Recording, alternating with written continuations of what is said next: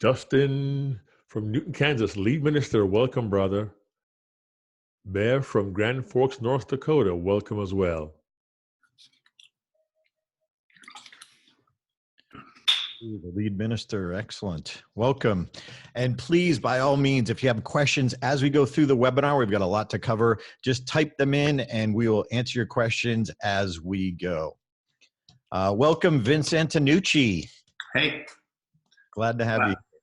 I'm glad to be here. I have bronchitis, but fortunately, I don't think it's contagious through Zoom. You're all safe. But if I start coughing, I apologize. I'm a little sick. All right, the mute button's the bottom left if you need it. Got it. So we're going to limit Vince in his speaking, but obviously he wants to. He's invited here because of his perspective. I've learned so much from him. So guys, if you're okay with it, we're going to just dive right in. So how do you find stories from your life without having to climb Mount Everest? First thing we're going to have you do is watch this video, because this is one of the keys to great storytelling. But as you watch this video, just be aware of your own feelings as you watch the video, and we'll tell you what that has to do with storytelling after. So I realized I made a mistake. Let me make sure I turn the audio on, is always important. All right, let's try that one more time. Here we go.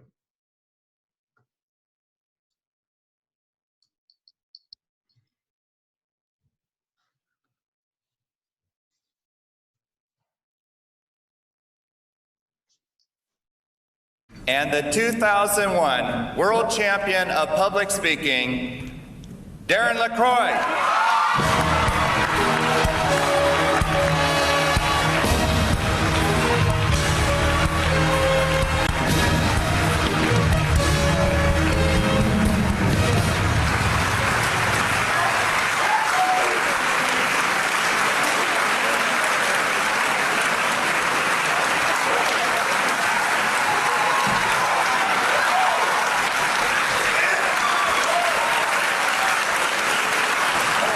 King Darren, your subjects would like to hear a few words from you.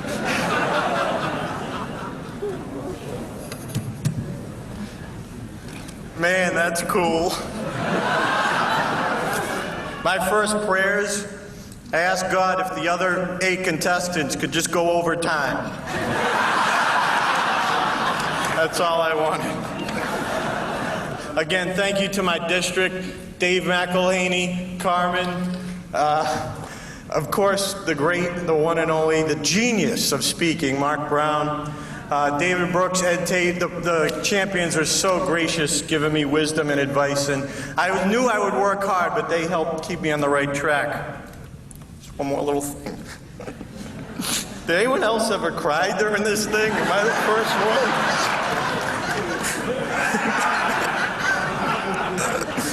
Does that count as a gesture? I'll never forget. My dad probably doesn't even remember. He said, I don't care what you want to do. Just be the best. And I am, Dad. Because that caring and wanting to help people comes through in everything he does. Darren cares about you. He's a mentor. And how to deliver a speech, how to write a speech. So it's just, I think you get the full package with Darren. Darren, as I said earlier, challenges you, and he wants me to get better. He wants me to grow. Someone just said you're the world champion. What are you gonna do now? I'm going to Disneyland.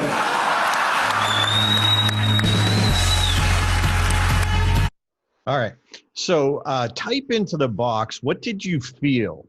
And do you feel a little closer connection to Mark and me, because he's obviously part of my story. So this is a video story, but what did you feel as you watched that video? And we're gonna call back to this and use it as a little bit of a model for storytelling.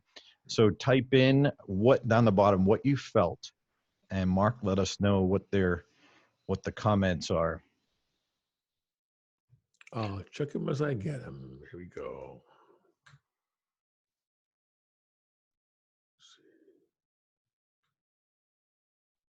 I felt tears well up when Darren spoke. Thank you, Stephen. I appreciate that. Stephen. That was an emotional connection. That's important. Please share your thoughts.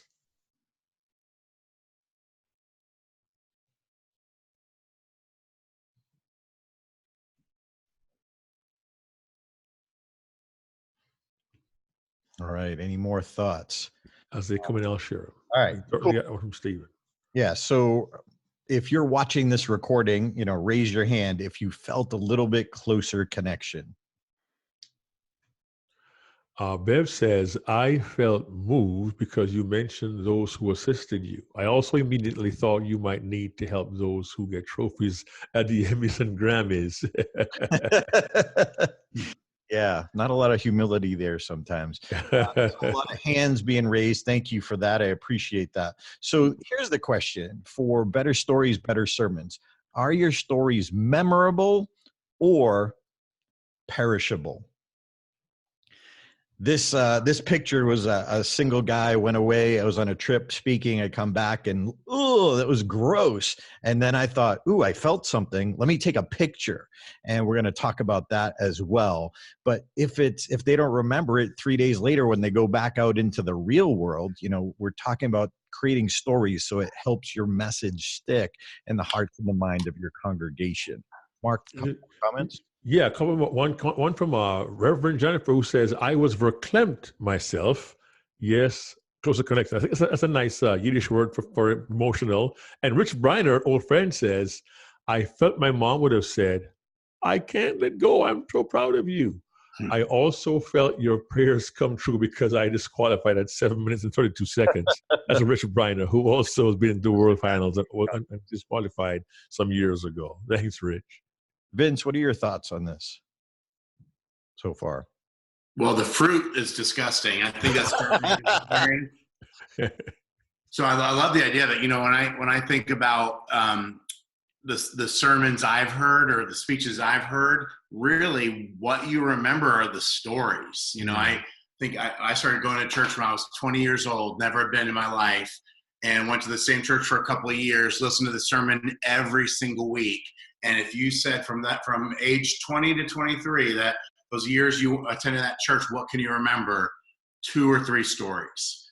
And so this is such a powerful thing that we're talking about today is you can tell compelling stories, inspiring stories. People latch onto them and they become almost like a part of your tool belt to live your life for Jesus with. It's like that, the impact that story had on you allows you to actually use the teaching that was, based on God's word, but that story attaches to the teaching and then that story goes with you and then you apply the teaching. And so this is big stuff.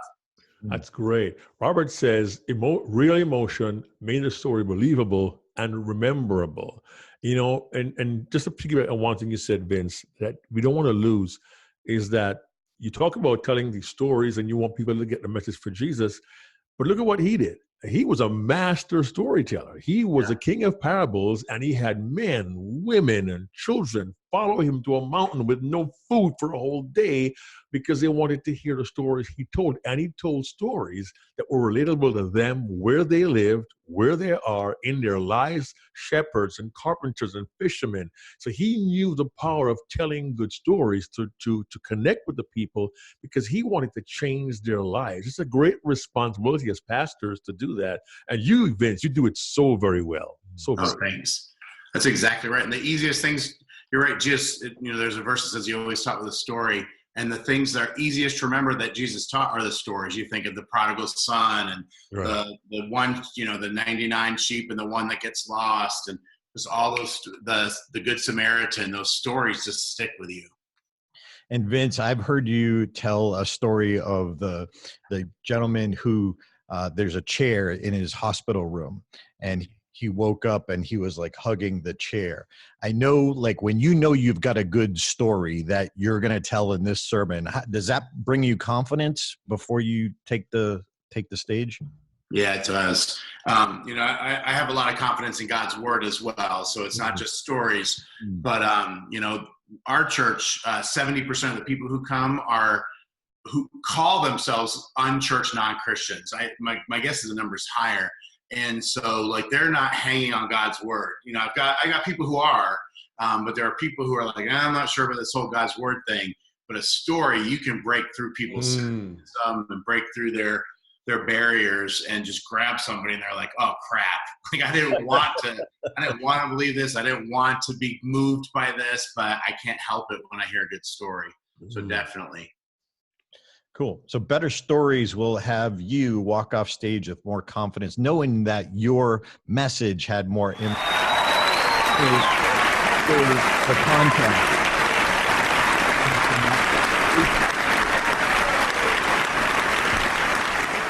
I just knew when I walked off that I nailed it under the pressure of the contest. Now we're talking about sermons. Mark and I are just giving some secular examples because it has been our experience. But when I walked off, I knew I nailed it. I didn't know if I had won, and that honestly didn't matter, but I came to deliver, I delivered the message I came to give.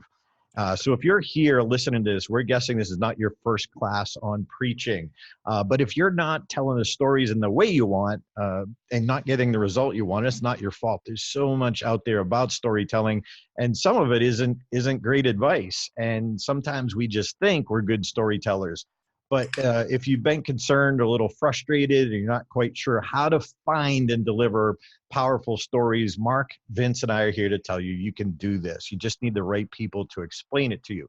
So we're here to help two kinds of pastors. So number one, the emerging pastor is looking for the path to find and deliver power stories. And number two, powerful stories. Number two, experienced pastors who are looking for those crucial missing links to tell more impactful stories. So they're already good, they're already confident, but you know, it's like that Swiss cheese. What are the little holes or the parts that I'm missing? So this is our goal, is to deliver this, exactly this to you. So we're gonna show you how insights from experienced coaches are essential to you telling better or unforgettable stories. So Vince, just for everyone watching this, either the recording or the live webinar, like who are these guys and why should we listen to them? So Vince, briefly about your story here. Sure. I mentioned I became a Christian in college. There's me in college. Hey. And when I was 20 years old, from a completely non-church, unchristian background, became a Christian through trying to disprove the Bible, and found that you can prove the Bible, you can't disprove the Bible. And my passion, I could not believe that I was 20 years old. No one had ever invited me to church or mentioned Jesus to me. And so I decided, man, I want to spend the rest of my life helping people to know Jesus. And so I transferred from law school to the seminary, ended up starting a church in Virginia Beach, Virginia. I was there for 12 years and then moved to Las Vegas almost 11 years ago and started the church that I'm at now, Verve, about 9.5 years ago. And so both of our churches, there's lots of things we don't do well. I assume every church has some things they don't do well. The one thing that we do very well is we connect with a lot of people who are really far from God. All kinds of really cool and crazy stories of literally pimps and prostitutes and Buddhists and atheists and you name it, coming to faith through our church. Wow. And it's what God's done through us. And Vince, I had a little fun with this, so bear with me. I hope you're okay with my sense of humor. I know that you had this mission that you were going to, when you first found out about the details that were specific in the Bible, you actually made it your mission that you were going to be known as the guy who disproved the Bible. Yes. Look at that. Yeah, there was the dream. He was going to be on the cover of Time magazine. I just resist. Forgive me, but no, that's fine. But that's exactly what turned you into who you are today and the life you live, which inspired me to recommit to God. So this is Forefront Church. This is the one that you started in Virginia Beach, Virginia, right? Yep, sure is. Yep, they're still doing awesome today. Yeah. And Vince would not say this, but I am going to brag about him. These are the books that Vince has written. So he's got some street cred, not only with me personally, but he's out there. Any comments on the books, Vince? No. They're all available on Amazon. My mom reads all of them, even though she's not a Christian. Not a whole lot Wow. of other people tend to read them, but they're fun. I love writing, so it's been a real joy that God's let me do that. Very cool. A little bit about my story. I was a shy, quiet kid growing up. I never was in the game. I was always the guy on the sidelines, never won anything. I came up with this mission that I was going to own a bunch of Subways. I was going to be a multi-unit owner. And back then, Subway had this incredible success rate where there was 5,000 stores, 98% success rate.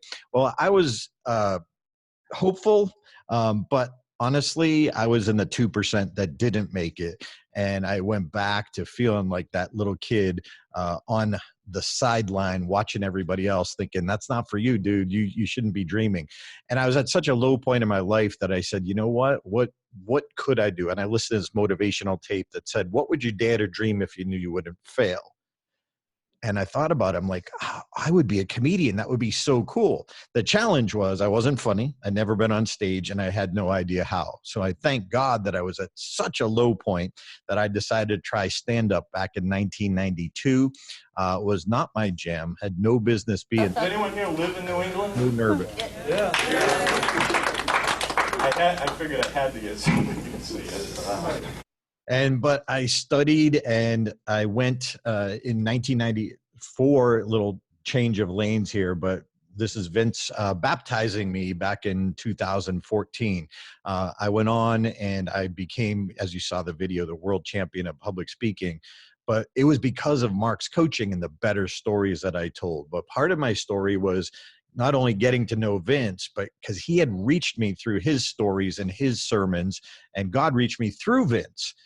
And I got to recommit my life. And then I realized Vince had found out what I did, and he asked me if I would coach him. And I was like, how could I possibly say no to that? And it jacked me up. I was so thrilled. And Vince, you had invited me to speak at Vault. You came to some of our events. I actually had you teaching at our events. You came, invited me to do a storytelling at Vault, which was a preacher's conference. How did that go? Great, honestly. So we would bring in 2 or 3 guest speakers a year and have them do different sessions. And Darren did a session on, I think it was on storytelling, right? Mm-hmm. Yes. Yeah. And it literally was the highest rated session we ever did we did our conference, I think 7 years in a row for pastors, church planners, preachers. And it was the highest rated thing we ever did. Thanks. I had fun and I was like, this is what I'm supposed to do. So that's one of the reasons we're doing this specifically for pastors.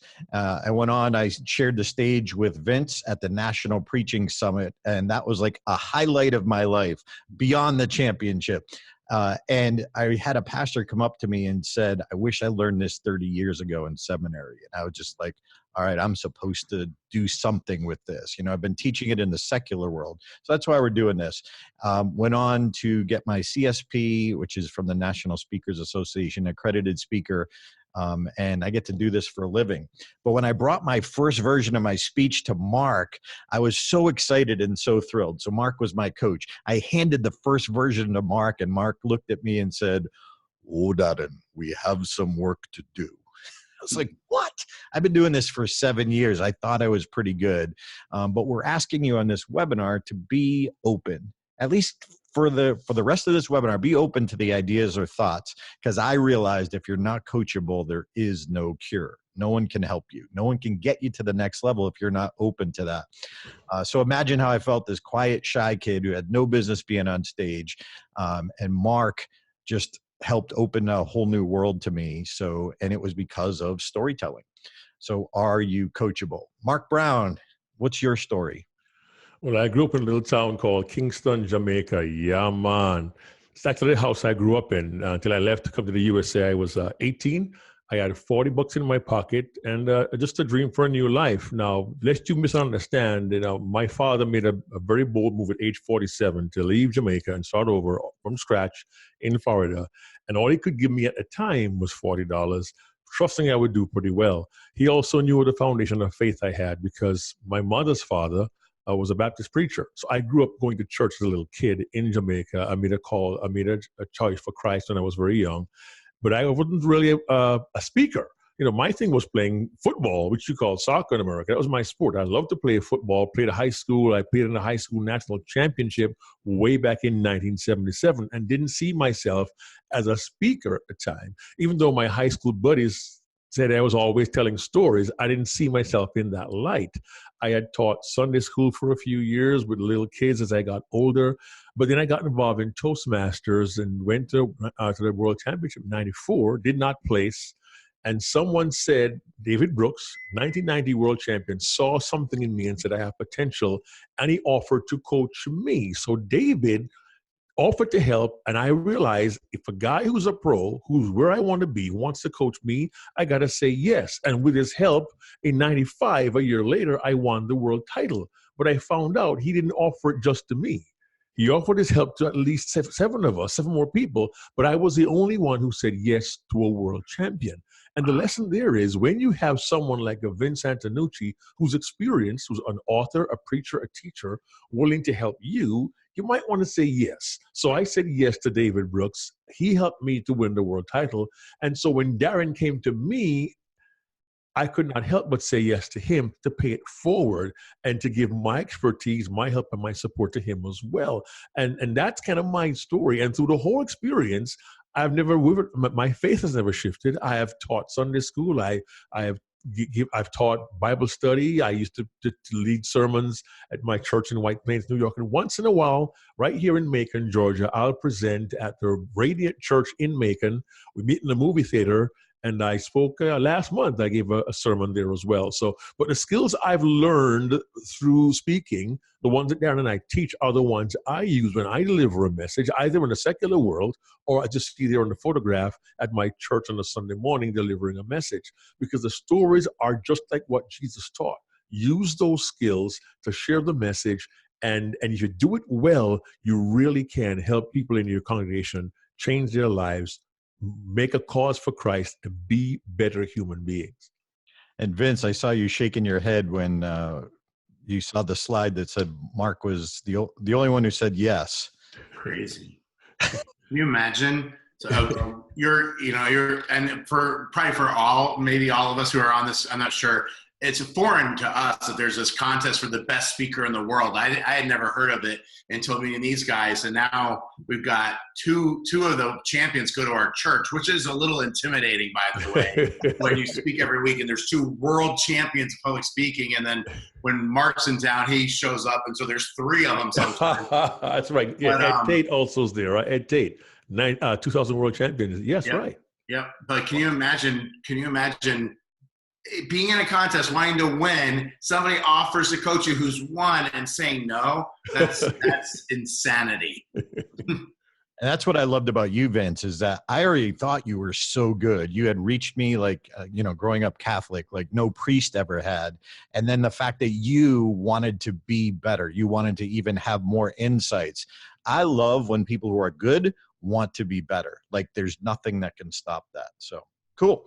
All right. So are you trying to tell powerful stories without insights from a professional coach? You can take classes, go to seminar, and get feedback from unqualified people. Sometimes people give us feedback who are in our congregation or in our audience, and it's like, yeah, well, but like, how do you know?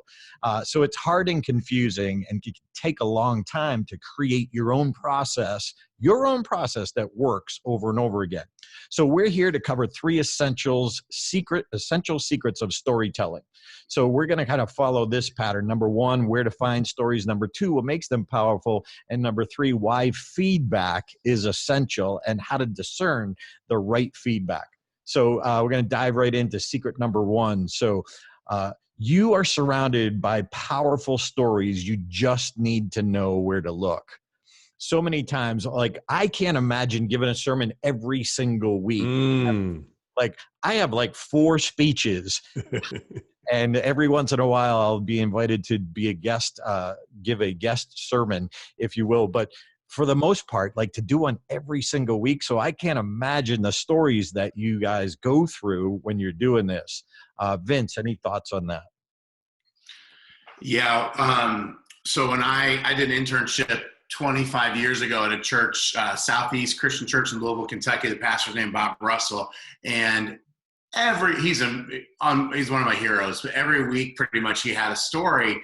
And I would just think he's so lucky that all these things happen to him. and then I realized, no, he just pays attention to what's going on. And so that's what, I think we're in time about, but it's like you have stories happening every day. You just have to go, wait, that's a story. Maybe not every day, but every week there's something that happens that's funny or has a great lesson to it or something that you just have to say, and they just slip by. So you have to be like, like the radar's out looking for them and then grab them. And what I start doing is I start telling them to everybody before I even know what I'm going to use it for, but just to start feeling it out. So I'll say, oh, you want to hear what happened to me? To anybody and everybody who will listen, just to try to start hearing the story. Does it make people laugh? What is the point of it? Is there something here? So yeah, you just need to know where to look. And one of the ways is just everywhere. Yeah. Yeah. And to start capturing them. And so Mark, I'll let you speak to this. This was your idea. With my chat window. Yes. Moses walking through the desert. Yeah. Well, in the Bible, early on, the story of Moses, when he was called upon to release the Israelites from Egypt, and his journey took him 40 years to get where he was going, but he took a very circuitous route. Had he gone nonstop, direct, do not pass, go, it'll take 11 days. An 11-day journey took him 40 years to make. I wonder how many of us are going to walk through a desert 40 years when it could take us 11 days to get to it. How do we cut 40 years down to 11 days, Darren? What do we do with that? Mark, you have this great saying, so I will let you say it. Yeah, well, the thing is, many of us, we want to get these great stories. It took us 40 years. Oh, my gosh. Or I cut my arm off to save my life.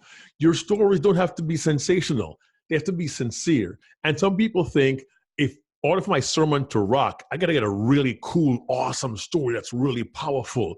But look at what Jesus talked about, man, losing a coin. He talked about, a sheep being lost. He talked about real life, day-to-day things that were sincere and simple and understandable, but they were relatable to the people. He didn't need sensational.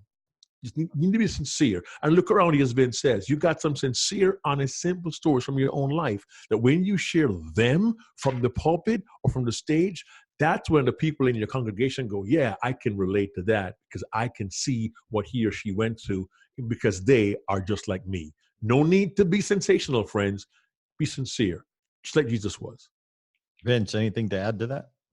I love that. Yeah, people, I always say, we think that people want the Bible answer man or Bible answer woman, when you come up to preach. I think people want to know that you would like them and that they would like to hang out with you. I think that's more important than anything. If it's like you're a real person who's living a real life, you don't, it's not like you live in some little room in the church and don't experience real life like the rest of us.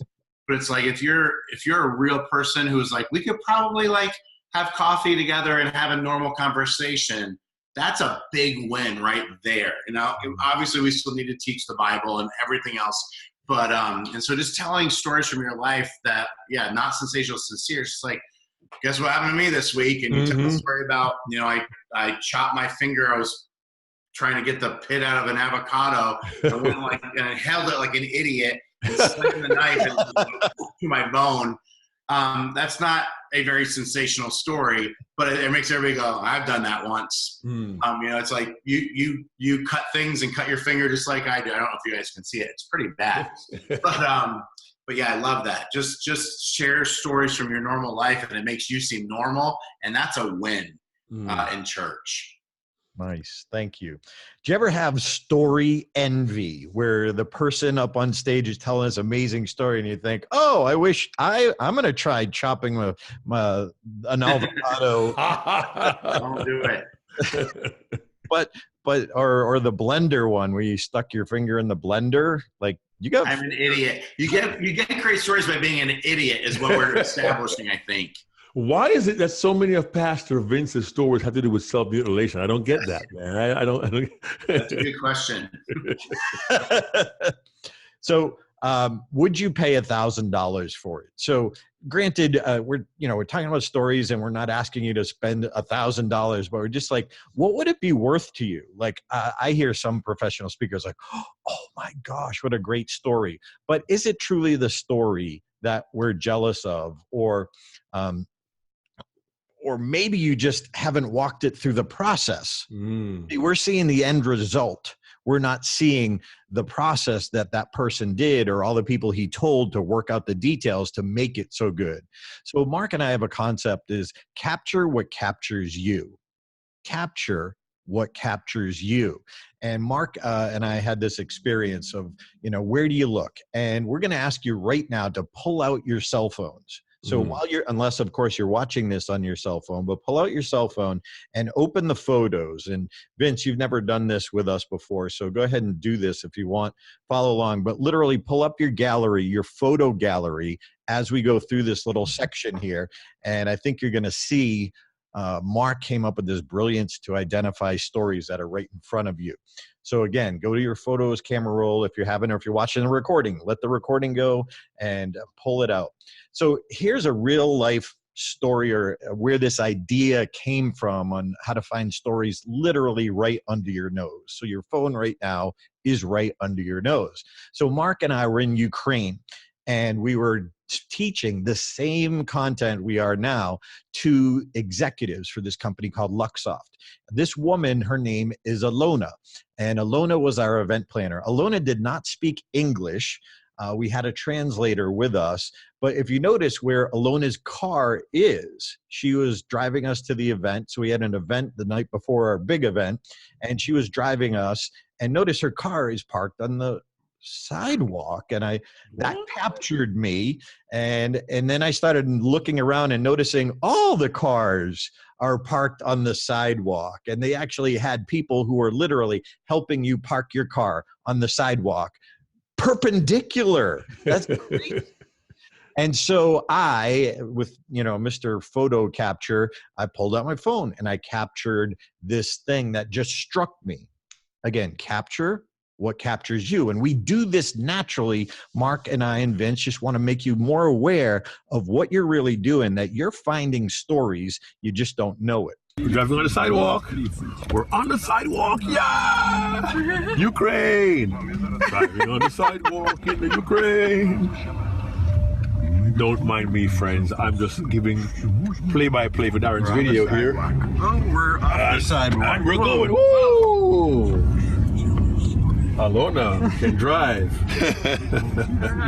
It's also the cool thing nowadays that we couldn't do years ago is your phone is a video camera. So maybe if it's a really emotional experience or something, maybe you could just capture something that helps you capture that moment that allows us to then transfer the lesson or story on stage. The other thing about Alona is the night before our big event for Luxoft, Mark and I were telling our stories, kind of like you heard some of that already. I tell this powerful story about Mark Brown and that day that I gave him the first version of my speech. Well, when I tell it on stage, I usually will say, I was so excited to hand the speech to Mark Brown. I drove 2.5 hours to New York City. And I say, if you don't know Mark Brown, he stands about 6'2". He's got a heart of gold, and he's got this beautiful booming laugh, like the guy from the old 7-Up commercial. Ha, ha, ha, ha. And I tell that story from the stage. And then I said, I handed it to Mark. And I swear, you're like choirs of angels. And then Mark took the speech and he looked at it and, oh, Darren, we have some work to do. So I tell this story the night before, and Alona is just like mesmerized by my impression of Mark's laugh. Mark, I'll let you take it from there. Yeah, we were setting up for the program the following day, and she would break into a big smile and just laugh when she saw me, and I would go, ha, ha, ha, ha, ha, ha. And Alona, for some reason, began to do the same thing herself. And she would start to go, ha, ha, ha, ha, ha, ha, ha. And for her, that was a point of connection with me. Not our English language, but a language of laughter, a language she also shared with her son, who was 7 years old. And a few weeks after we get back to to USA, I get a Facebook instant message from Alona with her and her son, and they're going, ha, ha, ha, ha, ha, ha, ha. And the kid didn't even know me. But it was a point of connection. And small things that capture you and capture each other are tools you can use to make connections. As Vince says, look around you, man. There's things happening around you every single day. You can put into your sermon. You can use as a tool to connect with the audience and drive home your message that more powerfully. Darren says video. Use video for illustrations in your sermons. You never know what difference it can make as well. There's all these tools available. You capture it. Camera, video, share it. It can be a powerful tool, as Vince says, in your tool belt. And when we set up the next day, we're in this event room, and all of a sudden this woman had this huge fishbowl and starts passing it around to collect people's cell phones. And again, I'm like, what? Like, people would die in the United States if you tried to take their cell phone. And these are executives. These aren't like frontline employees. One of the guys in the room, he was in charge of 4,000 people. So as she passed it around, and they're just giving it up, I'm like, what is happening? This is crazy. Mark's on stage, as you can see there. And I'm like, wait, look, notice what's going on. Because I captured it because I said nobody in the US would believe this would happen. Now, Vince, can you get people in your church to get their phones in the fishbowl before a sermon? Wouldn't that be awesome? That'd be great. That'd be tough. So then we mentioned that Alona was mesmerized by Mark's laugh. So before the event started, I captured this little moment. What do you mean? What do I do with you? All right. What do you want to hear? Let's hear your laugh. No, I hear Alona laugh. Let her laugh alone. Let Alona laugh alone. I still laugh at that. That's great. I love that. That is so awesome. That. Made my night wonderful.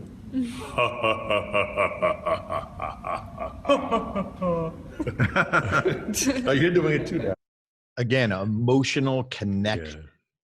So Mark and I were flying home. We had a layover in Germany, and we sat and had breakfast, and we were talking about these things that I captured, and it says, and why did I capture them? And Mark was explaining that, hey, there's stories behind them. So write these 3 questions down.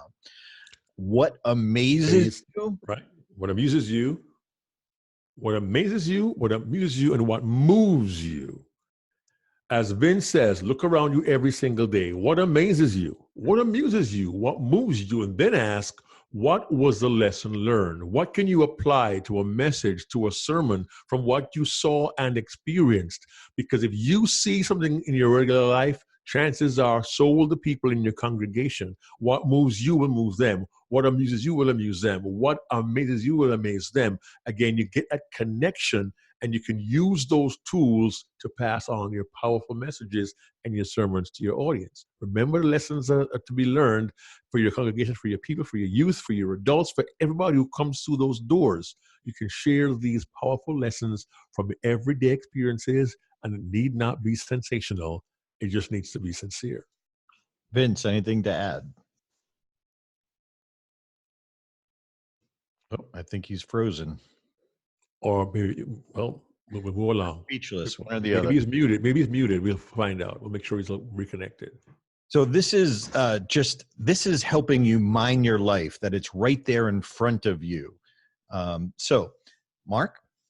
Well, the truth is this, especially as a pastor, you build a relationship with the people in your congregation, and they do want to hear what your message is, but I believe they really want to know you as well. They want to establish that connection, that relationship. You become their pastor, the one they're going to call when somebody is sick.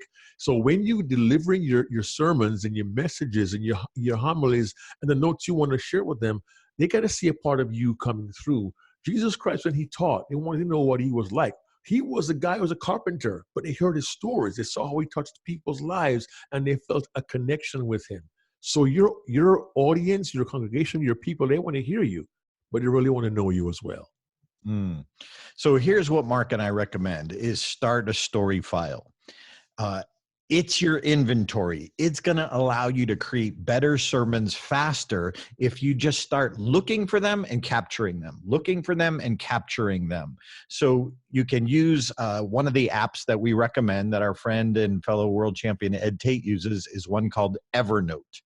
So Evernote is a free app. It allows you to add PDFs, JPEGs, type in text as well to be able to categorize your different stories. But if we can get you to think about it and then start collecting them, it's going to make the rest of the process so much easier. And for our younger viewers, there's another app out there called Paper, that paper and a pencil, if that works. But whatever works for you. I personally use a Word document. I like it. I like it searchable. Evernote is searchable as well. But whatever works for you. That's right. You can also use Google Docs if you're a Google person. You can on your mobile phone or on your laptop and your desktop. I use an InkPad on my Android device through Google. It syncs to the cloud, so I can get it on my laptop, on my mobile device. Whatever means you have to keep track of everything, that way you can always refer to it very, very quickly. Awesome. All right. And Vince froze and he got bumped off, I guess. So he texted me, Mark, talk. Okay. Yeah. We have what we call a master story file tool at Stage Time, where you can actually mine your life for stories, jot things down. It's a cool tool that you can edit a document. You put every story you have in it. And some people categorize by whatever: family, sports, things I see, news stories, or you can choose your own filing system. The point is, you've got to keep track of the stories. As Vince says, look around you, they're there, capture them, record them, and file them away. They may not fit for this week's sermon, but a week or two down the road, you've got the perfect story, and it's right there, easy to retrieve, and you can use it whenever you wish. Vince, welcome back. Thanks. My computer, something's wrong, so I'm on my phone now, but I'm back. Oh, cool. Thank you. Glad you're here. Anything to add that you overheard as we were talking before you got bounced out? No. I got a little lost. I don't know what happened there. Sorry. So what did you think of what amazes you, what amuses you, and what? I love that. Yeah. Again, the trick is capturing it. There's so many times I feel like I'm pretty good at this, but there's so many times where I'll literally say, hey, to my son, Dawson, what happened when we were standing in line waiting for that car? Something funny happened. What did that guy keep saying? And I'm like, why didn't I write it down? Because it would have been a great story. And so I love that. When I just say, all week long, have some way of recording it, capturing it. But those three questions are awesome. Those are great. And then we were suggesting, Vince, to put it in a story file. Start collecting your stories. And the key, again, is you don't have to write out the whole story. You need this the central idea that reminds you of the whole story. We don't want to make this too much work, but we want you to capture that important part. So like dialogue, what did he say? Like you just mentioned, like what was the dialogue? What was said that might help you remember it? Or maybe what was the image? What did you see that could help you remember that story? Also, keyword. It could be one or two keywords that will trigger your mind to say, yes, it was Starbucks coffee and a Ford Taurus. And you know what that means in your brain, whatever works for you, but you must keep a track of it so you can recall it and then reuse it. Perfect.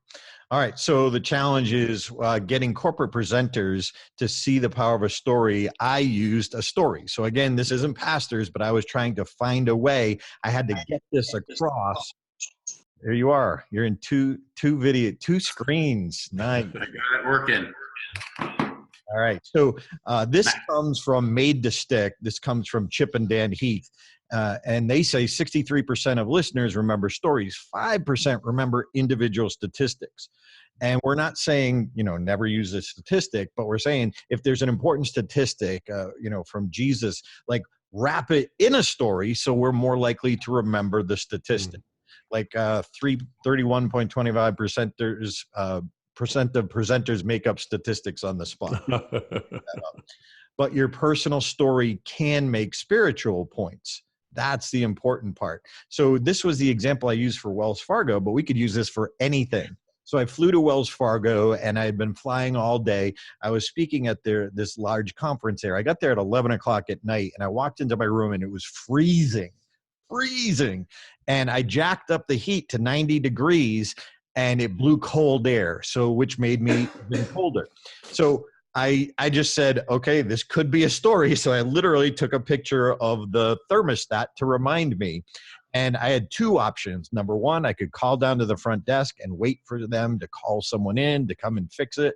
I was tired. I was exhausted. So I just put on my little Patriots knit hat and crawled under the covers and just sucked it up buttercup until the next morning. So first thing I did is I stuck my hand outside the covers. I called the front desk, and they sent somebody right up, and Gerald came to fix it.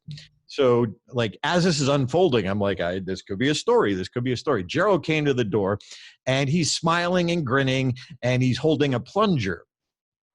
And I was like, what? And he immediately went right into the restroom, and he said, don't worry, Mr. LaCroix, I've got this. And I was like, Gerald, wait. And he's like, what? And he sticks his head back out. I said, Gerald, it's not the bathroom, it's the AC. The heating unit is blowing cold air. And he says, oh, okay, excuse me, I'll be right back. And he goes back down, gets his toolbox, comes back, and within 5 minutes has the heat cranking. It was a beautiful thing. What's my point? Are you using a plunger to fix the heating unit? And what I was trying to say to my corporate audience is, are you trying to get your statistics across and influence people using slides and statistics alone without stories? So that was a real life example of something that happened to me that I used to make a point of using the right tool to influence with information only and not use stories. Vince, any thoughts on that? Yeah, I love that. And the thing I would say is, like, I think the danger for us as speakers and pastors is thinking that story wouldn't work for anything. Whatever just happened, it's entertaining or it was funny, but it wouldn't work. Don't assume that. You can find something. And so, like, you know, if I was Darren and the guy came with a plunger, I would say, that's funny. And I laugh out of it, but it's not going to make any point, but it does. And so I think the power in that is that I'm guessing you didn't already know what you were going to use it for, but you said, who knows, I'm going to put it in my file. And so put it in your file. It's one time I was at a rental car place in Austin, Texas, and this lady in front of me took forever. It was making me mad, but the reason it took forever is she kept saying, the car I'm renting, it's not yellow, is it? And I was like, oh. She goes, I need to know if it's yellow. And he goes, I don't think it's yellow. She goes, is it yellow? And he's like, I don't even think we have a yellow car. She's like, you have to tell me if this car's yellow. And it went on and on. And I'm just like, I have no idea what this is going to be funny for, but it's going to be funny for something. So just like tuck it away and you'll figure it out. And then, like I said, start telling people, and you'll like, as you practice telling the story, you're going to find the point of it. Sometimes it surprises me. Sometimes it just happened recently to me. I kept telling a story and everyone kept going, oh, at the wrong moment. But I'm like, that's the right moment. I didn't know that was the power of the story. I thought I was getting to the good moment. So yeah, capture it, figure out later what you'll use it for. Yeah, remember Mark's questions, what amazes you, what amuses you, what moves you. But then the important part is, okay, what's the lesson learned for all of them? And if you look at your pictures, like, okay, what's the story? And then, oh. And that's the process that, you know, we're just trying to make you aware of so you can start doing this, and you'll find more stories just because you start looking in more places. Sometimes you can have a story that makes a point, and sometimes you have a point and you try and find the story that fits it. There's no one way or the other. I have stories that happen both ways. I'm sure Mark and Vince, you do as well. Oh, definitely. Yeah. Sometimes you get an experience and you go, there has to be some lesson here. I see what the lesson is. And sometimes you have a lesson. you learn this lesson and say, you know what, I got to really find the right story that'll make us become more real. And you go back to your story file and you talk about perseverance and sticking with it. Oh yeah, when I was in high school playing ball and on the bench the whole time, and okay, good. I found the right story to reinforce the right point. There's two ways to tell it. So yeah, and real cool with the holidays coming up. Start being aware when you visit. Oh yeah. And even pull out, if you're going to visit your parents, pull out that photo album or look at the photo albums you have. And the cool thing is you can take a picture of a picture and it's going to be classic just because it is old school camera. But now you just digitized it by taking a picture of that. So you have more stories than you think. So start building a story file. All right, secret number 2. There is a time-tested story structure for delivering a memorable message. This I was unaware of when I started telling stories. I just thought, here's a story, let me tweak it, and I was done. I didn't realize there's a powerful structure to movies, to good stories. David Brooks, who Mark mentioned was his mentor, says we all have different stories, but we all share the same 6 emotions. And if you think back to when my mom wouldn't let go in the opening video, that emotion was she embarrassed me. She wouldn't let go. So we connect on that emotion of and connect back to the relatable emotion of when we embarrassed our kids or when our kids embarrassed us. It doesn't matter which way the emotion goes. So Mark, what are the 6 emotions? Happiness, sadness, anger, fear, surprise, disgust. Give it again. Happiness, sadness, anger, fear, surprise, and disgust. They were first made clear by a man named Paul Elkman. He's a psychologist. And look it up. All the other emotions are offshoots of that or variant. Right. Those 6, correct. So when we're looking for good stories, we want to find that emotion that we can connect on. Weirdest feedback I ever got when I was working on my championship speech, I gave the speech at a practice. It was like version 3 of 22 before I deliver it on the big stage. But I gave it and these 2 advanced presenters came up to me and they said, "You're never going to win. We didn't feel anything." And I was like, what? Like, what does feeling anything have anything to do with a speech? I didn't get it. I didn't understand. And I have now come to be super clear why that matters. But back then, I didn't understand that a good story, we feel something. So Michael Haig, who's a friend of ours, he works for Will Smith. He's a story coach, consultant for big Hollywood movie stars. And he said something. He said, the goal of any story is to elicit emotion. So Vince, I know that when you tell some of those stories that you use, again, like every couple years or something, they're just classic, great stories, but you know they work because you know they elicit emotion, correct? Yeah, exactly. Yeah. It's such, and like you said earlier, it gives you such confidence. You like when you have a story, you know, people are going to be in the story and then they're going to be like, oh, when you get to the point of the story. And so I lean too much for heavy for funny stories. And so I just like to be funny, and honestly a good thing. But, and so I sometimes too much will rely on stories that just get a laugh. But yeah, if you can elicit emotion, that's way more powerful. And to do both is even better. Yeah. All right. So why are stories important? Well, people love stories. They can change perspective. We like being entertained. The audience likes being entertained. Even in church, they bring a presentation or a sermon to life. And here's the cool part. They reach the subconscious mind. That is where their power lies for us delivering God's message. So what do we mean by that? So he did not say anything to them without using a parable, but when he was alone with his own disciples, he explained everything. Mark 34. And then Jesus spoke all things to the crowd in parables. He did not say anything to them without using a parable, from Matthew. And we could take and maybe we'll do this sometime, guys, is take some of Jesus's parables and lay them out over the story structure that we teach, because they're like perfect. Vince, any thoughts on this? Yeah, I love that, the idea of subconscious.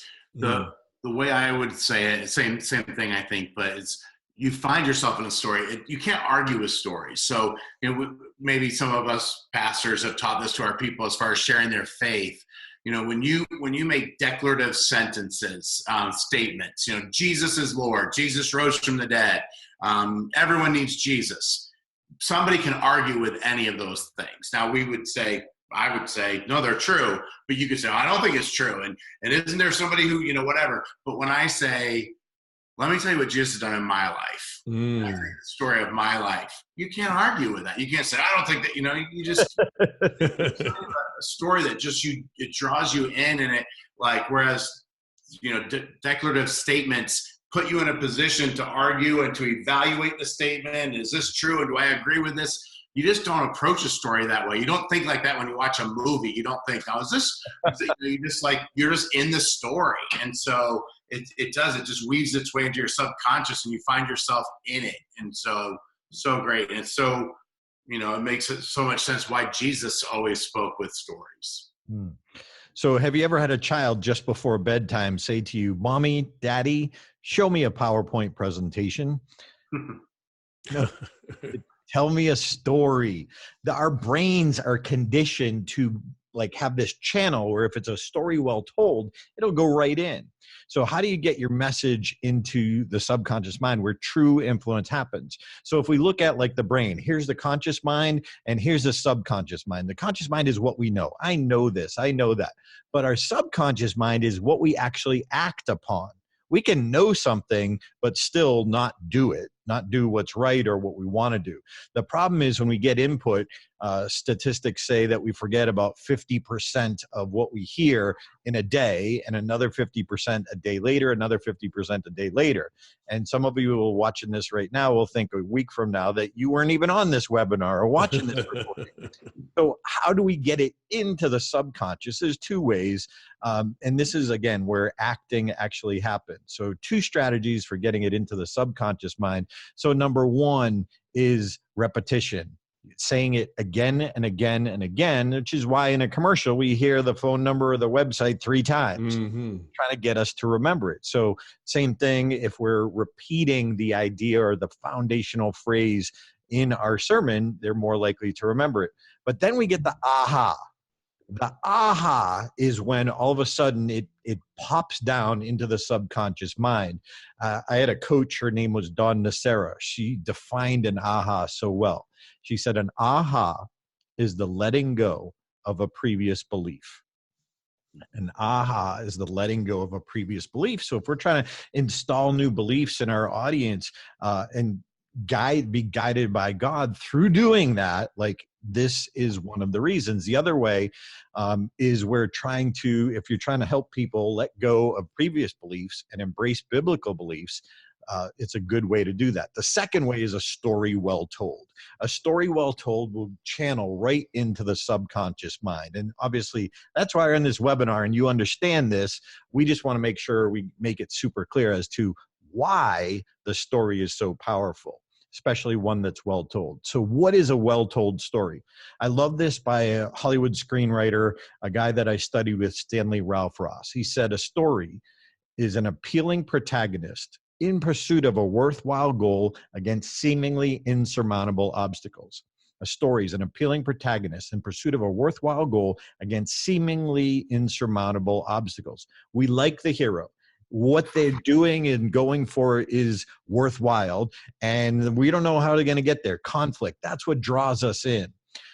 When my other mentor, I had several mentors, Mark being one of them. Another one was Dave Fitzgerald.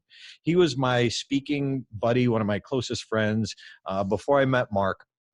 And he would see that I was like trying to make my speaking career, and I was like lusting after that signature story, it's called in the speaking world, that story that you're known for. And I would like be like that little creature from Lord of the Rings, lusting after finding the story. The precious. Precious. And I would get a story and I would try it and it didn't work. And I would get a story and I would try it and it didn't work. And Dave saw me doing this and he said, Darren, stop trying to find that story that will launch your career, and instead take the stories you already have and make them so good someone will pay to hear them. And that went right into my subconscious mind. That was an aha for me, because I never realized there was a structure that I could lay my story across to see what I needed to drop out, what needed to be in there that I was missing. Vince, your thoughts on this? Yeah, I love that. And it's one of the things you guys have going for you, that you give the same speech because of the nature of your business a bunch of times. And for most of us, we preach a sermon once and then bye-bye, it's gone. And so I love, I've gotten to speak at some other churches, and I typically will do church sermons I've already done. And it's like, ooh, I get to make it better. And so one of the tricks, again, I know I've said this a couple of times, is I will say the sermon I'm going to give on Sunday, I will say it out loud 5 to 7 times before Sunday morning. But one of the reasons is I'm memorizing it. But the other reason is just saying it out loud. You just hear it and you go, oh, there's a better way of saying that. That word's not necessary. And so I do this with, like I said, with stories. As soon as I'm like, oh, that yellow lady didn't want a yellow car is a story. I'll just start telling it to people. But then when all right, this is the week I'm using it in the sermon, I'll just say it out loud to make that story so good. We don't have people pay to hear them, but they're like improving that story. Sure. Cool. Thank you. I didn't listen to my mentor for 2 years. I tried to figure it out on my own and said, yeah, well, I got it, but I didn't follow his advice for 2 years. And then in 2001, I actually he had passed away, and I said, you know what? I need to take the stories I have, pull them out of my speech, and work on just that one story. And Craig Valentine, a friend of ours, fellow world champion, said, if you want to master peace, you have to master the pieces. And so what he was saying was just focus on that one story and make that better. So in 2001, I joined the Toastmasters speech contest, not to win the contest. I didn't even know it went to the highest level. I did it to force myself to take that story and work on it, with my whole goal to just put it back in my keynote in a better format. So the initial story that I worked on was my story of stitches, my first time on stage, and how bad I was, how scared I was, and what I learned from that. So I took that story out of my keynote and it became my contest speech. Well, a couple of years after I won, I went and spoke in Taiwan, and I told that story. Well, this happened just 3 years ago. So this is 6 years after that. So this woman, her name is Therese, and she was the district director of all of Toastmasters in Taiwan. And I was speaking in a couple different cities, and we were on a high-speed train, and she was bringing me from one city to another city. And she told me this story. She said, Darren, 6 years ago, last time you were in Taiwan, you were giving a little workshop outside of Toastmasters at my company. And I just went. I wasn't a Toastmaster. I never heard of you. I went and I sat. And she said, and check this out. She said, I still remember the story of your first time on stage and how nervous you were. And she flipped her hand back and forth, which is amazing because when I tell the story, that's how I talk about how nervous I was. I flipped my hand like that. So and that's the key, is it elicited emotion with her 6 years ago. She still remembered it. And that story got her into Toastmasters and then into the leadership. But it just reminded me of, it's because I took that advice from Dave Fitzgerald and joined the speech contest and worked on that story. The reason the story was so good is I followed the structure. I worked on it. But you don't have any powerful stories. That's a myth. You actually need the insights from time-tested structure to deliver a memorable message. So remember earlier we asked you if you ever had story envy. Well, what if it was actually story process envy, that we don't have, or we're jealous of the process that somebody else went through because we only saw the end result. So this is what I call the then, now, and how story model. This is my story model. There's many out there. But the way this structure works is, here's the then perspective. Here's how the person is at the beginning of the story. Then they come into a challenge. And this is where the struggle happens. And then it gets worse as the story goes along. And then there's the revelation. Oh, don't give a guy and then the transformation happens because of the new insight or the revelation. And then we become, have the new now perspective. The key of the story that I didn't get early on is that there's a diametrically opposed differentiator in the character. It's in the character themselves, that they're different at the end of the story because of this new perspective or new revelation that they got because of the struggle and in the journey, whether it's from a mentor, from Jesus, from an apostle. Mark or Vince, your thoughts on this? I find myself thinking about some of the simple parables that Jesus Christ taught. You know, a lady trying to find like a lost coin. She searched high and low and did everything she could before she could find it. And then she got it, and she was so relieved. And the way she changed when she found her coin. Simple stories, you know, the one shepherd went astray, and the struggle the shepherd went through. He left 99 behind, and he came through a search all night. He found it. He rejoiced, and I'm happy. And he showed in that simple story a simple structure, having a challenge, the struggle they go through, and how they change and how they rejoice at the end of the experience. You can take the simplest stories and use that model, and it works very, very well. Even in the Bible as well, you'll find stories where that model works. Excuse me. Yeah. And, you know, I think we all would say there's some preachers or speakers who are like, well, they're just good storytellers. You know, they just not whatever. And it's this, it's not just that some people are naturally gifted. Maybe some people are, but it's a learnable thing. And so, you know, seeing this process, like, oh, I can be one of those people that other people are like, oh, he's just naturally a good storyteller. Yeah, if you tell a story well. So I love this. Cool. So Mark and I had created in the secular world story coaching, the 5 essentials checklist. So jot this down, take screenshots if you want. First, we say we got to let them picture the setting. We have to let our audience actually picture the setting. And Vince, you did this so good, like when we did the story of Peter outside by the campfire, and then you had the barrel on stage and the thing inside, and it was just like, oh my gosh, it's like you were there. And so number one, we got to let them picture the setting in which the story takes place. So if we picture the setting, the audience is more likely to go with you on the story. But if we don't picture the setting, now we're almost have permission to check out. It's our responsibility as storytellers to kind of set the picture. So let them picture the setting. Let them see the characters. When I told the story of Mark Brown, I always say, now he's usually not there with me, so I say, he's 6'2", and I put my hand up in the air showing his height compared to mine. I said he's a native of Jamaica, and he's got this beautiful booming laugh like the guy from the old 7-Up commercial. So I'm a big fan of let them see the character, let them feel the character, but in a very short or brief time, maybe 10 seconds tops. But give us a visual, give us an emotional. Mark, any thoughts on that?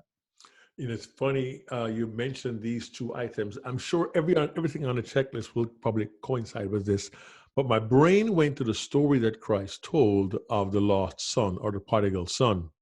And I think that particular story reinforces what you're saying. The scene was set, the characters, the son, his brother, his father. desire to get his money and go into the world and all the thing, everything he did. That story alone just verifies that these items, that these checklist items are the components of good storytelling. Vince, anything to add? My favorite storyteller is a pastor named Tommy Oakes. He's from Tennessee.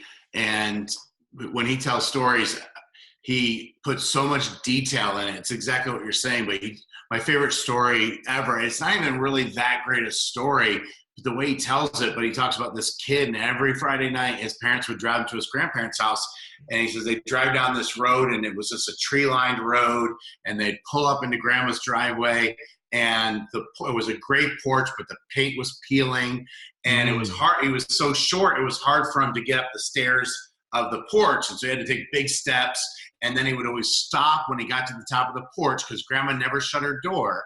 And the screen door would be shut, but through the screen door, he could smell what she was cooking. And so he would just sit there and smell to see what they were going to be eating that night. And then once he knew, he would go up and he'd knock on the door and open. And by the time he tells, you're like, I'm there. Like I'm in that story. And so, details sell the story. So let them feel where they're at, see the person.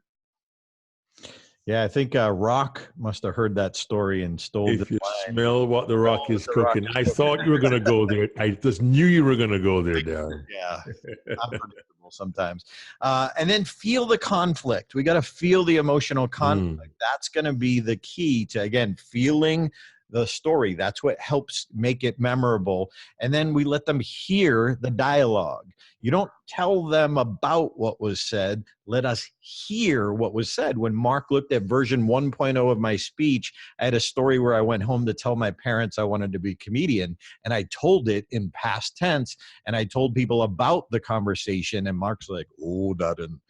I never say, oh, Darren, come on. You said it once, and now it's like, ugh. Okay, Darren. Forever. And so he got me turned it into take us to the moment where we hear the conversation, and that made it much more powerful. And then finally, we need to let them witness the change. So the diametrically opposed difference in the character because of the story. And it's almost like the old when Harry met Sally, I'll have what she's having. When the character in the story has an outcome that we're looking for, we're more likely to go through the process to get the revelation so we get what they got. And like giving our lives to Jesus. Guys? I got to go back to my go-to story on this. Everything you said in this checklist, I look at the story of the prodigal son, and everything is met there with dialogue. Look at me. I can't believe it. I'm going to go back to my father. I'll be a servant to him because I'm not worthy. And he sees his father, and he has a conversation. And we see the change in him, change in his father. We see his brother's response. The whole story, everything in that one story that Christ told meets every criteria in this. And the principle apply to the same with your stories. Let us see the setting. Let's see the characters, how tall, how short. Let's hear their voices. Let's see them go through the conflict, the struggle. Let's see how they change. Let's hear them have a conversation. If every time you told a story in a sermon, your congregation could actually see, hear, feel, smell, experience a story, that's what draws them in. And that's where your message, the point of your sermon, becomes that much more real to them because they're invested emotionally, and they can really be there to experience what happens in the message. Vince? I think as pastors, the let them witness the change is probably something we're better at than some of these other things, because we know that that's transformation is what this is all about. I think the point before about let them hear the dialogue, that's something that preachers tend to be weak on. That we would just say, so I had this conversation with my mom about how I wanted to, leave college and whatever. Instead of saying, so I went to my mom and I told her, Mom, I know you're not going to understand, and it's just like, oh, that's different. I had a conversation with my mom versus, Mom, just hear me out. Yeah. It's like you're there. Like, okay, oh, you're feeling emotion when you had, and that's something as pastors we're weaker on. We tend to rush through the story to tell about the point of the story, but sit in the story for a minute and let them feel it, and they'll remember it. Yeah, take your time. So follow a time-tested story structure to elicit emotion and deliver your message. And finally, secret number three, qualified feedback is essential to delivering unforgettable stories in sermons. Are you okay with the truth? If you're here and you want to create an unforgettable story, I would love to tell you, just, follow this path, you're done. That's not reality. I call this the math to mastery. Effort times direction plus correction equals mastery. Effort, you got to put in some effort. You got to have that direction from somebody who's a qualified teacher or mentor, and then there's going to be corrections along the way. So for example, when I was working with Mark, as he helped me, he didn't just hear the speech once and say, okay, just do this and I'm done. It was constant adjustment, just like when you're working on a sermon. So we need to get clear. There's two kinds of feedback. When you listen to people, maybe you bounce it off another pastor or maybe a church leader. You got to listen for two kinds of feedback. Number one, here's what I thought and felt. When you delivered this story, here's what I thought and felt. Everyone is qualified to tell you that. In fact, as Vince said, when you start telling your story, you're going to see the reactions. Even if it's over the phone, you'll hear the reactions of when they laugh or they go, and that's going to help you craft your story. So everyone is qualified to tell you what they thought and felt. Here's how to make it better. Caution, this is where we got to be careful. Only a qualified coach or someone who understands preaching at a higher level is really qualified to say, no, this will make it better. I'll give you a quick example. In my championship speech, I fell on my face, and I gave part of my speech from lying down on the ground. On purpose. Intentionally, yes. Thank you. So when I went to practice it at the 22 practices, everywhere I went, people would give me feedback. Now, see if you can discern which one this is. And Mark, I'll ask them to type it in. So tell me if this is feedback 1, thought and felt, or feedback 2, here's how to make it better. So if you could type that in, that would be cool. So this is what they said to me at every club. They would say, I was uncomfortable. You stayed down too long. You should get up sooner. I was uncomfortable. You stayed down too long. You should get up sooner. So type that in if you're playing along the home game. Mike, feedback 1. Mike says number 1, thought and felt. You are correct. And it's also feedback 2. Rich says number 2. So Mike says 1, Rich says 2. We've trained Rich. Rich has learned the process himself, but it's actually both. So if we break it down, when they said, I was uncomfortable, thought and felt, you were down too long, thought and felt, you should get up sooner, coaching. You were down too long, thought and felt, I was uncomfortable, thought and felt. That's good feedback. We need that. You should get up sooner, not qualified. So I went to Mark and I told my coach, Mark Brown, Mark, what do I do? This is what they're telling me. And Mark said, stay down a little longer. What? Yes, because by staying down longer, you make the audience a little uncomfortable, and people will change more quickly if they are made to feel uncomfortable. So stay down longer and see what happens, what kind of reaction you get, and maybe you can use that being down there longer as a means to rattle the audience's chain and to get them to think and hopefully to change. And you know what happened when you did that, right? And again, intentionally to elicit emotion. So I don't remember if I have the clip in here, but when I did the fall, I stood up, I stepped to the side, and I said to the audience, did you feel I stayed down too long? And they're all nodding yes. Well, if I got up sooner, they wouldn't have felt that. Mm-hmm. So it was done intentionally to get them to feel it. And then I turned it on them. Have you ever stayed down too long? And then I had them. But that was having a great coach, knowing what to do. So you can figure things out on your own, and you keep giving sermons, you're going to get incremental growth. I teach stage time, stage time, stage time. If you get some good direction, some good teaching, you can change your audience impact. But when you get some coaching from some qualified coaches, you can have exponential growth. And that's what happened when I met Mark. If you listen to the wrong people, it will dilute your audience impact. It will dilute the impact on your congregation, because had I taken that advice, get up sooner, I would have hurt my impact. I love this by Ron Lewison. He said that you should ignore 90% of the feedback you receive. The trick is knowing the 10% that's gold. And then coach has the power to unlock what's always been inside you that you can't access yourself. I love this by Charlie Chaplin. He said, all you need for a good story is a park bench, a pretty girl, and a police officer. Think about that, a park bench. That's the setting that we're talking about. A pretty girl, that was the goal. And then the police officer, that's the obstacle. You know, even back then, Charlie Chaplin, that's the elements of storytelling. I already went through that, but just a reminder. So to elicit emotion, you must understand the time-tested structure to get qualified feedback. So let us ask you a couple of questions. If you could find plenty of stories, you knew the time-tested process of making them powerful, and you got qualified feedback, could you tell better stories? Could you tell better stories? So if you had plenty, you used a process that worked, and you got some qualified feedback, could you tell better stories? That's the key. Those are the three key secrets that we believe could help you tell better stories for better sermons.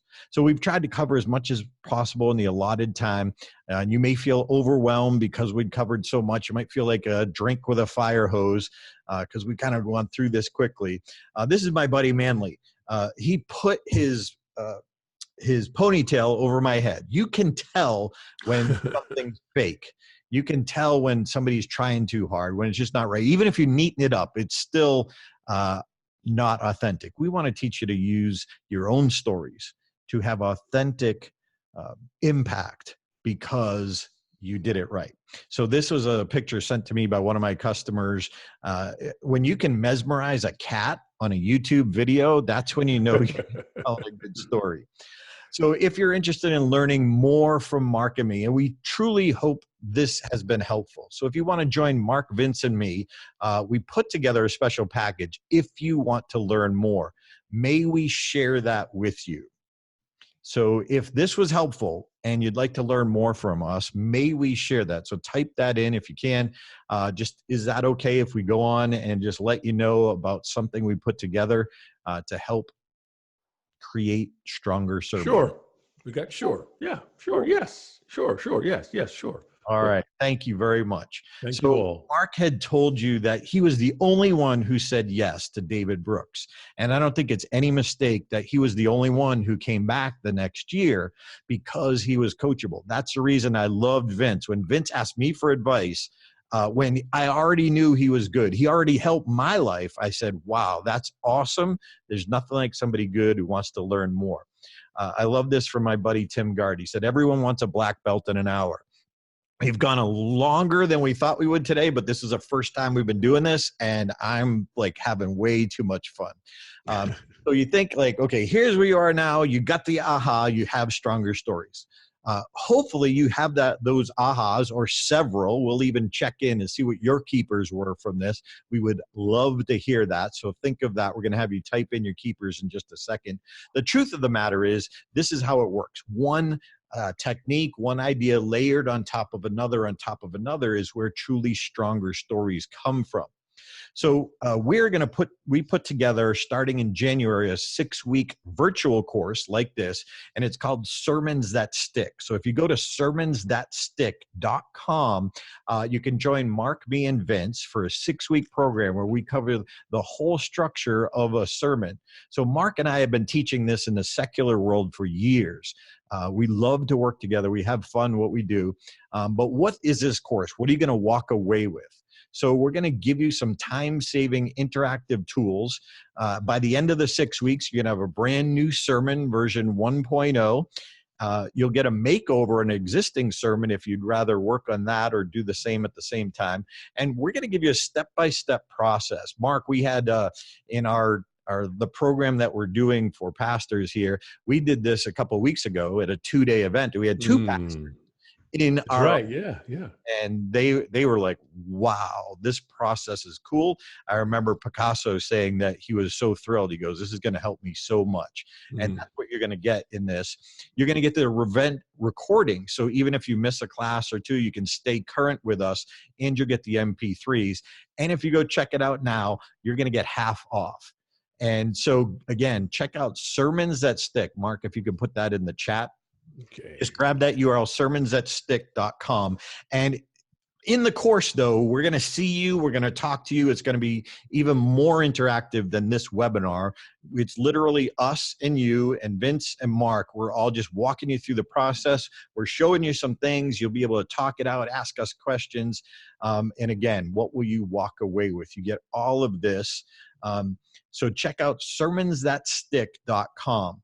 So when Mark and I teach this in the secular world, it's literally $500. So it's called Unforgettable Presentation. So with Vince's help, we've created it for pastors for sermons.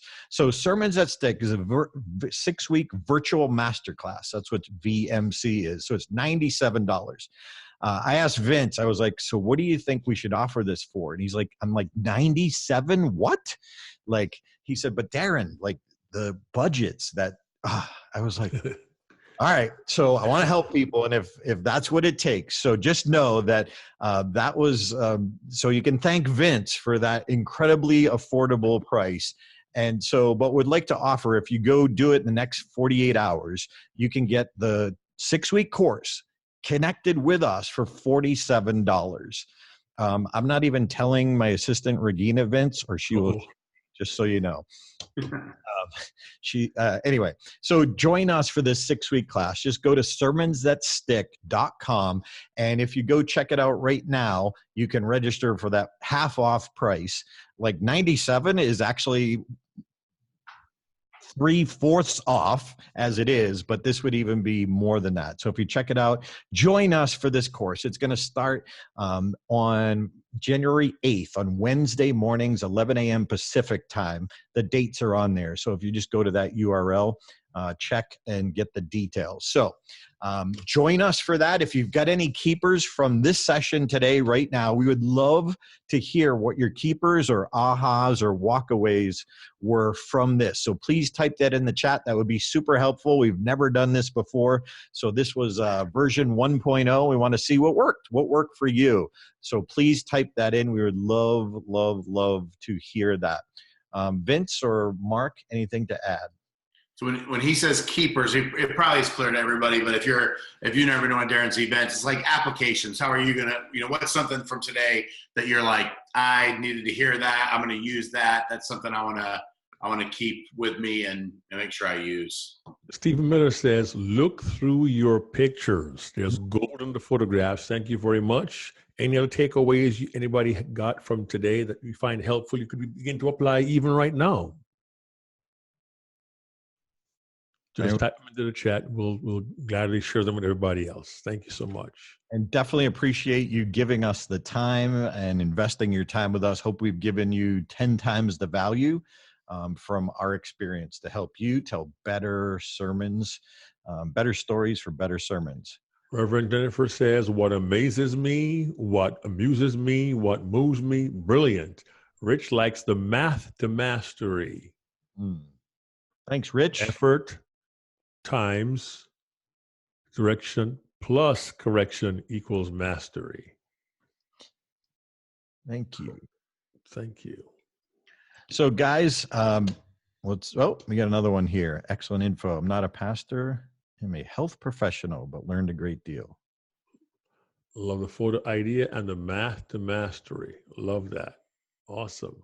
Cool. Yeah. Any aspiration you have or any challenge in your life, you got to put in some effort. You got to get direction, and you've got to realize that there's going to be some correction as you go. I want a black belt in a day. That's like Rich. Yeah. All right, Mark Brown, final thoughts before we wrap up. I am so thankful that we get a chance to share these ideas and these techniques with people who minister the gospel. And I'd encourage you to broaden your thinking as to what you can deliver as you share your messages every week, be it on a Wednesday evening, a Monday night, or a Sunday. And remember that the power of stories was made manifest by Christ himself. Wherever he went, he told stories, he shared parables, and he was able to reach everybody in society. He was so cool, even the kids wanted to hang out with him. That's how cool he was. So he was able to tell stories to reach male, female, young, old, adult, and child. And that's an opportunity you have and a responsibility you have. Let's help you be better at telling better stories and delivering better sermons. And Justin Breaker, I see that you raised your hand. If you've got a question or a comment, please type it into the chat. Happy to help answer whatever you have. Meanwhile, Vince Antonucci, your final thoughts. I just thank you guys for doing this because, so, you know, when Darren said, you know, I said to him, well, coach me. And he's just shared, I took homiletics in seminary and took preaching classes, but there's things about stories and just other things about speaking that we pastors don't learn, that professional speakers get to learn from people like Mark and Darren. So I'm glad that you guys are willing to do this for pastors and teach us some stuff on how we can be better at the task that God's given to us. Thanks. And thanks, Brian. 10 years in Toastmasters and a few sermons, but never felt I moved anyone. Time to let go of can't and do. Yes, you can. Thank you so much, Brian, for sharing that. Thank you, Brian. Oh, Rich asked, how long is each session? Yes. So each session will be figure 90 minutes. We may do it in 75 minutes, but want to make sure, and we're going to record each of the sessions. So you're going to get access to the recording. So even if you miss a week or have to miss a week, you can still get access. And for $47, Rich will tell you, we charge a lot more than that, but we really feel we want to do this because we feel it's important. And I honestly feel called to do this. So I was begging Mark and Vince. I'm like, guys, please do this with me. I really feel like I'm supposed to do this. So yeah, so about figure an hour to 90 minutes, somewhere in there. Great question. Is there an option outside of the pastor's class for those of us not giving sermons, but rather love to use stories for other purposes? Well, we're going to be, this is better sermons that stick. So you could translate that into presentations if we're going through it for pastors for sermons, but you would look at, this is kind of like how to put together a process for building a sermon step by step by step. So this is not deeper on stories. This is the whole sermon. So we do have a program called the Stage Time University. If you go to masteringpublicspeaking.com, Mark, could you type that in there? Masteringpublicspeaking.com. You could get access to Stage Time University, where we have a master class, and it's $47 a month. You can check it out. And the master class is Secrets of Storytelling. It's a whole 2-day event that was recorded, and you can go through at your own pace, but it's like our master class on stories. So take this was the highlights of that course. You're welcome. Thank you. All right, guys. Thanks for joining me. Thanks for being a part of this. Pleasure. And it says no funds till Friday evening or Monday, but do want to follow through. So much hope. Dollars holds till then. So hope dollars holds till then, I guess. All right. Well, I will keep it open until Monday then for you. So there you go. Thanks for asking, and can see a sermon Darren delivered. Can see a sermon that he wants to know, can you see a sermon? Do you have a video he can share? Yeah, if you go on YouTube and put in Darren LaCroix Sermon on Dreams, I think it's called. It's one I did at Verve a couple years ago. So yes, I've done 2. And I did one horribly. I was so nervous on the first one, I knocked over the lectern. Not at ours. Not at yours. What's that? Not at Verve. No. There was it was the warm up to the Verve.